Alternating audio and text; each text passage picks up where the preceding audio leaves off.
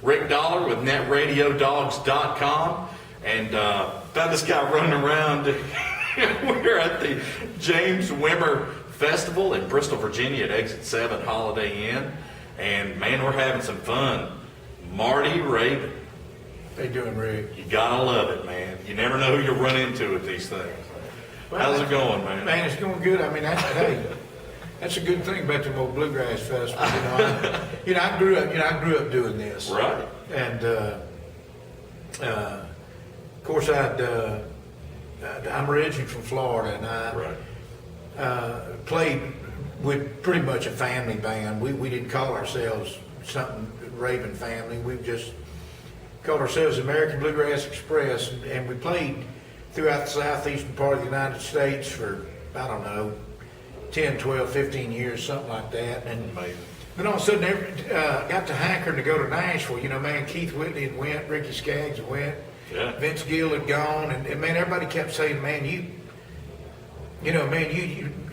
need to go take a run at, singing country I would have music. told you the same thing. And, of course, look, I was laying block and brick with my daddy. Yeah. And so therefore, I had a job, had a brand new wife, and a year later we had a baby, and wow. Man, picking up and heading to Nashville, I didn't. That's a big deal right there.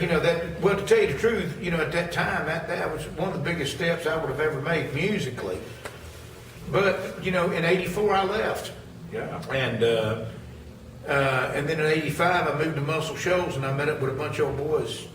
And tell you the truth, we were really nothing more than an old juke joint band. That's all we were. I mean, people call them lounges and ballrooms and dance halls, and they can call them anything we really want to. We was a bar band. That's it. And we played top 40. I mean, we did anything from Huey Lewis and the News to Lionel Richie to Randy Travis.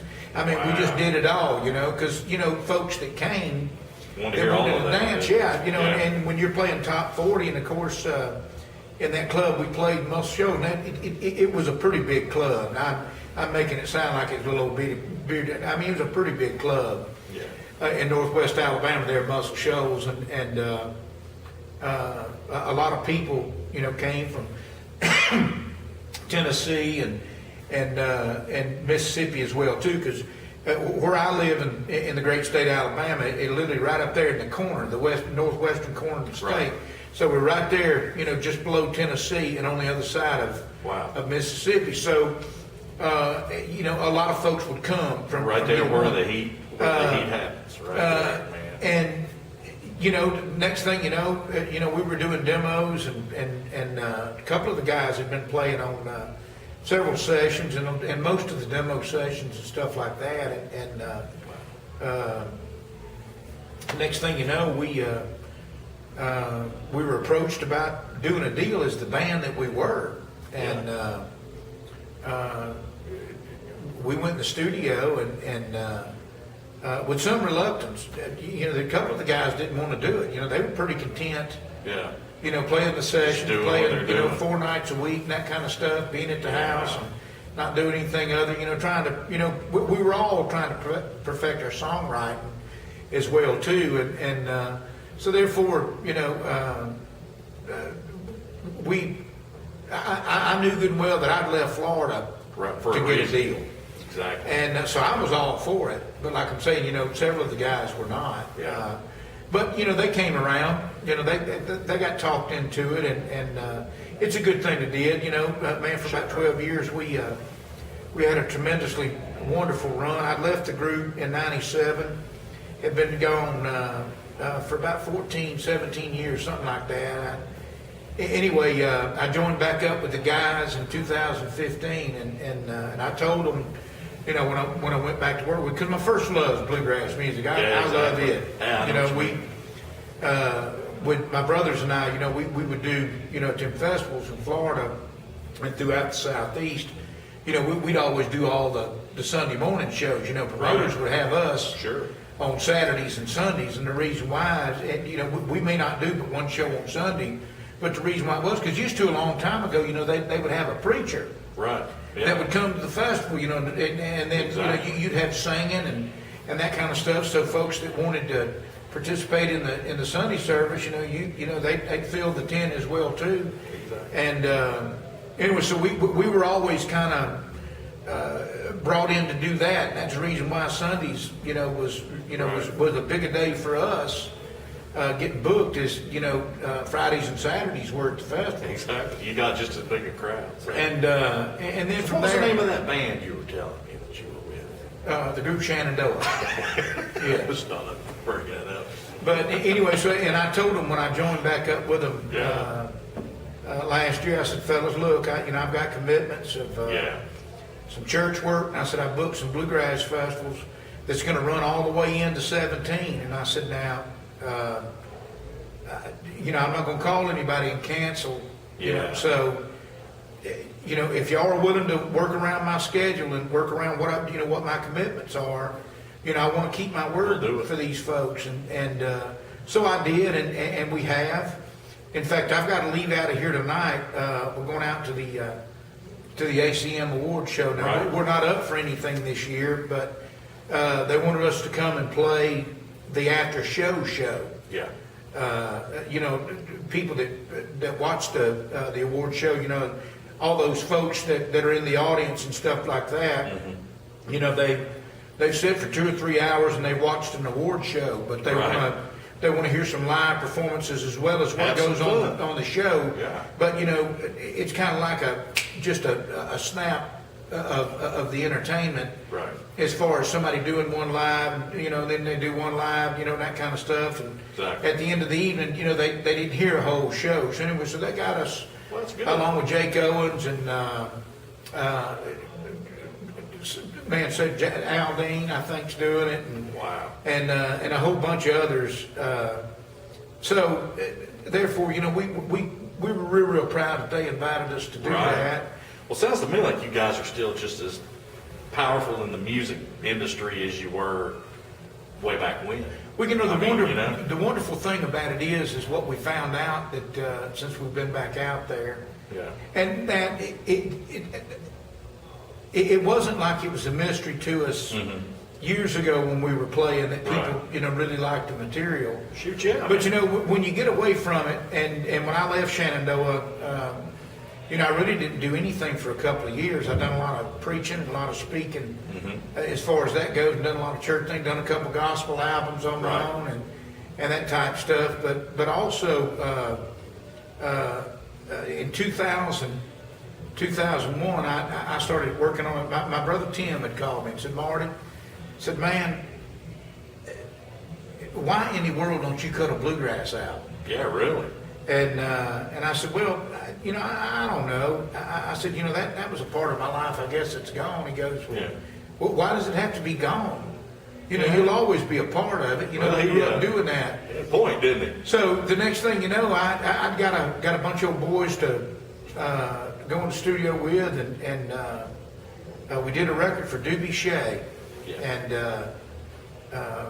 while in there and stuff like that, and the record started getting out, and then promoters, started calling and say, hey, look, you out like to play over here? Bluegrass Festival. And I said, well, tell you the truth, I don't even have a band. Yeah. So Spigman was coming up, and so I thought, well, I'll run up to Spigman and see who's available and that type stuff. And of course, at that point, I knew I needed a fiddle player. If I was going to follow what I had on the record, I needed a dobro player, fiddle player, mandolin player, bass player, and so I come across the fiddle player pretty quick. He lived over in Iuka, Mississippi. His name was Glenn Harrell, and Edgar Loudermilk played bass, and so therefore, that came along pretty quick, and then Patton Wages played banjo, and then Ashby Frank, got a hold of Ashby Frank to play the mandolin from Tyro, North Carolina, and next thing you know, I had a band, so I called the promoter. I said, look, I can do it for you. I'm together. So then we started working, and as it, only as it does in bluegrass, once folks get to hearing you, and this promoter hears you, That's right. and this bunch hears you, before you know it, then it starts picking up Wildfire. and picking up. Yeah. And so therefore, that's the reason why I told the guys in Shenandoah that, that I'd be more than proud to do, Shoot, yeah. the Shenandoah date. And I said, look, man, we ain't gonna do but about 30, which wound up being more than that. But I said, well, look, Of course. I don't care if we do 50, Yeah. as long as it don't get in the way. Of what you got planned. And I said, the thing about it is, the country dates Yeah. won't get in the way, really, of most of the summertime bluegrass stuff that you do, Yeah. spring and summer and fall. And of course, now you have some indoor shows, Right. that are indoors that you can have, and they do in different parts of the country. But country has a whole lot more avenue to venue, It does. It and does. so therefore you're able Exactly right. to get dates where, like you go to Amelia, Virginia, they're going to do 2 shows a year at the campground. So you're either going to be on the August or the April show, and Right. so therefore those folks have an allotted weekend Exactly. every year, and that's what they do. That's our weekend. You go to Moorhead, Kentucky, you do the Poppy Mountain. That's the 3rd weekend in September. That's our allotted weekend. Right. So therefore, I was able to give them, the weekends that I had. And I said, okay, now work in and around them, That's right. and and we'll run with it. And that's what we've been doing. And There you are. man, it's been really good. We've been in the studio with the bass player of Rascal Flatts, Jay DeMarcus. He's Right, cut right. 5 sides on us. Wow. And just really just really trying to enjoy it this time, and Yeah. try to take it all in, because years ago when we did the Shenandoah thing, we were real fortunate and very blessed to get a hold of some of the songs that we did, and some of the awards that we achieved. But those accolades, we never really got a chance to to ever glean from, Right. because after an award show that night, we'd have to jump on the bus Straight back into headed what you're doing. somewhere else doing something else. That's it. Because the agency that we had, and when your records are working, and when awards are going up and stuff like that, whether you win them or whether you don't, you're nominated for them. So therefore, you're kind of on a roll, and therefore people want you. They want to see. So it. therefore, man, what's better if you had, like, say, Entertainer of the Year, or Male Vocalist of the Year, or Vocal Group of the Year, or Album of the Year, Video, whatever. That's right. Man, last night they were in, Nashville, Tennessee at the award show, or California at the award show. Yeah. And tonight, they're here in Perry, Florida. That's exactly right. So therefore, you had to, you had to get on down the road, and a lot of times, a lot of that stuff was going by so fast. That's right. People would say, well, man, what was it like? And to be really honest with you, Rick, it wasn't that all of it, people say, man, it was like a haze. It wasn't like that. It's just, a lot of the stuff, that we could have gleaned from it, we didn't, because it literally, and it wasn't really a pressure thing. Yeah. As much as it was a timing thing. That's You right. Every time you turn around, you were doing something else, and you didn't have time to do this because you were doing something else. And anyway, it's really turned out to be quite an enjoyable journey. Well, we're glad that you did a Bluegrass record. I'll put it that Man, way. hey, I'm glad to see this Cabela sign. That's right. NetRadioDogs.com, powered by Cabela's. You got to remember that also. We're going to be going everywhere in 2016, and we're probably going to run into you, I'm sure, again. Probably Well, that a number of wouldn't different that wouldn't hurt my feelings. Well, Marty, thank you, buddy. Hey, thank you, I'm going to let Rick. you get ready to go out there and put it on them, and it's been good. Yeah, brother, it's been good spending time with you. Thank you, Rick. buddy. All right. Appreciate you. Rick Dollar with NetRadioDogs.com. Hey, and thank you, Cabela. Yeah, thank you, Cabela's, and we're with Marty Rabon.